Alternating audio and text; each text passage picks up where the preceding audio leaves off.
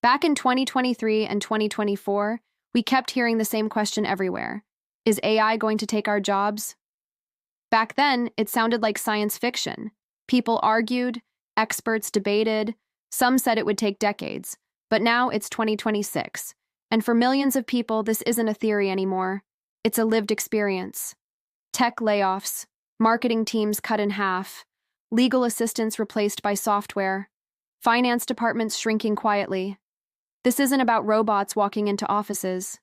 It's about efficiency and how AI quietly made entire roles unnecessary. And that's where a new anxiety is spreading online. People are calling it the useless class fear, the worry that your education, your experience, and your job might suddenly stop mattering. So today, we're not fear-mongering. We were asking one honest question. Which jobs did AI actually take by 2026? And what does that mean for you? Let's get one thing clear. AI didn't replace everyone, but it collapsed the bottom layer of many white-collar careers. Companies realized something uncomfortable. They didn't need as many people. They didn't need entry-level workers the same way, and they didn't need to train humans for tasks that machines now do instantly. That's why hiring feels impossible right now. It's not because no jobs exist, but because the old job ladder has missing rungs.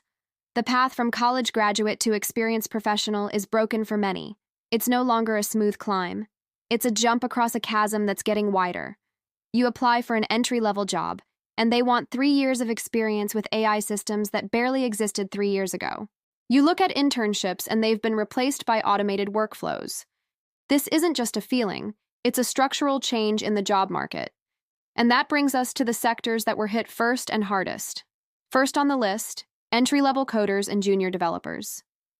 The dream of learning to code and landing a 6-figure job got a lot more complicated. AI coding tools didn't replace senior engineers who architect complex systems. They replaced the foundational work.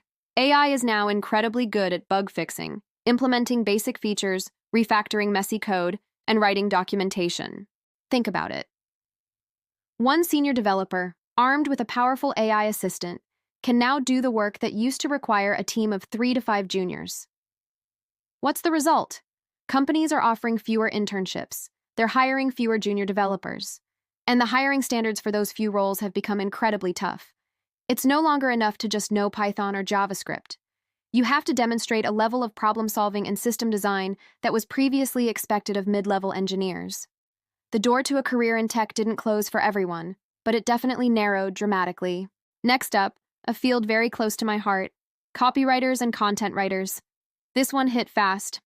In just a few years, AI went from generating clumsy robotic sentences to writing sophisticated human-like text. Today, AI can write entire blog posts, draft high-converting ad copy, generate personalized email campaigns, and optimize SEO text in seconds. So, did companies fire all their writers? No, but they did fire a specific type of writer, the junior writers, the ones working in content mills churning out hundreds of articles, the roles that were focused on low strategy, high-volume production. If your job was primarily about just typing words, AI replaced you. But if your job was about deciding what to say, you survived. The roles that remained are the editors who refine AI-generated text, the strategists who define the brand's message, and the unique brand voices who bring personality and perspective that an AI can't replicate. The value shifted from production to strategy and oversight. The third sector is one that shocked a lot of people with its speed: paralegals and legal assistants. The legal field has always been seen as stable, built on centuries of tradition. But it turns out a lot of legal work is highly structured and repetitive, perfect for AI. AI can now review thousands of pages of contracts in minutes, flagging risks and inconsistencies. It can summarize complex case law, find relevant precedents, and even draft standard legal documents like NDAs or lease agreements. Law firms, which are businesses after all, quickly realize the potential. They could reduce the number of junior staff needed for document review. They could speed up case preparation dramatically. And most importantly, they could lower costs for clients, making them more competitive. Of course, senior lawyers and partners still exist. You still need a human to argue in court, to negotiate a deal, to provide counsel.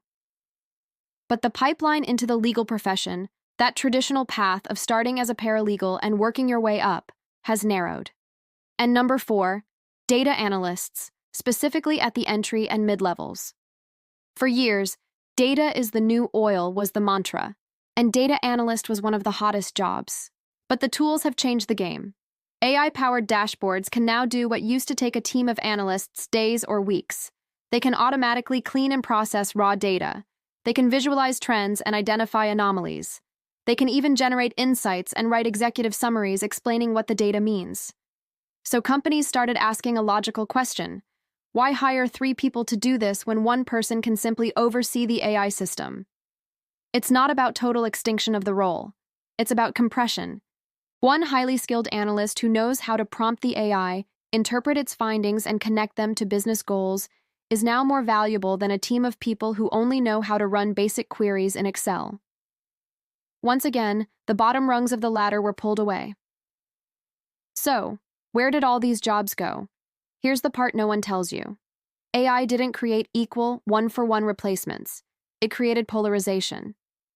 The jobs that are growing in 2026 are on the opposite end of the spectrum.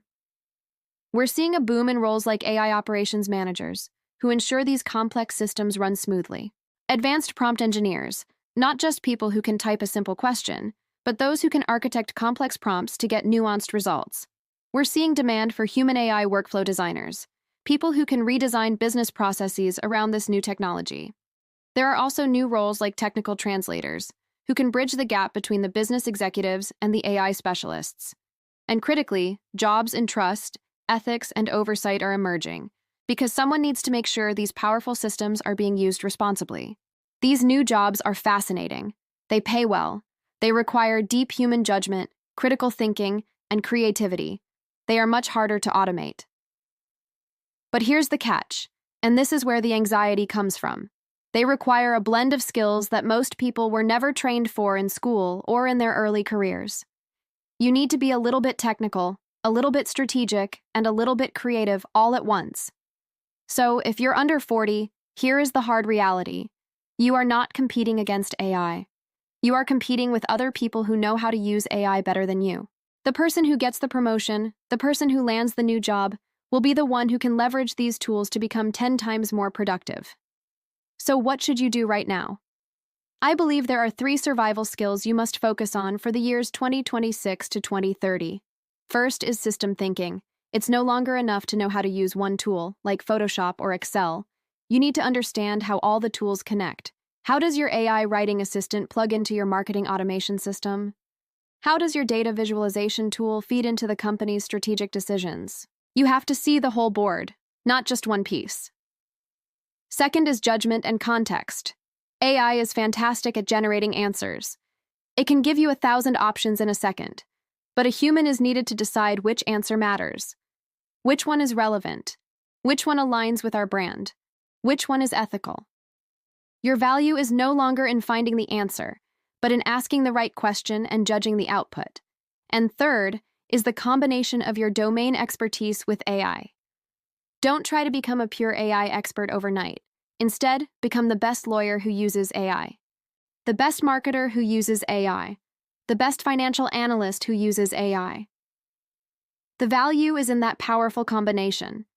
Your years of experience in your field are not useless. They are the context that makes the AI powerful. The idea of a useless class isn't really about intelligence. It's about a refusal to adapt. History shows us that every major technological shift creates fear and disruption, but it also creates incredible opportunity for those who are willing to learn and evolve. If this video helped you understand what's actually happening in the world of work, please like, share, and subscribe for more real conversations about our future. Thanks for watching, and I'll see you in the next video.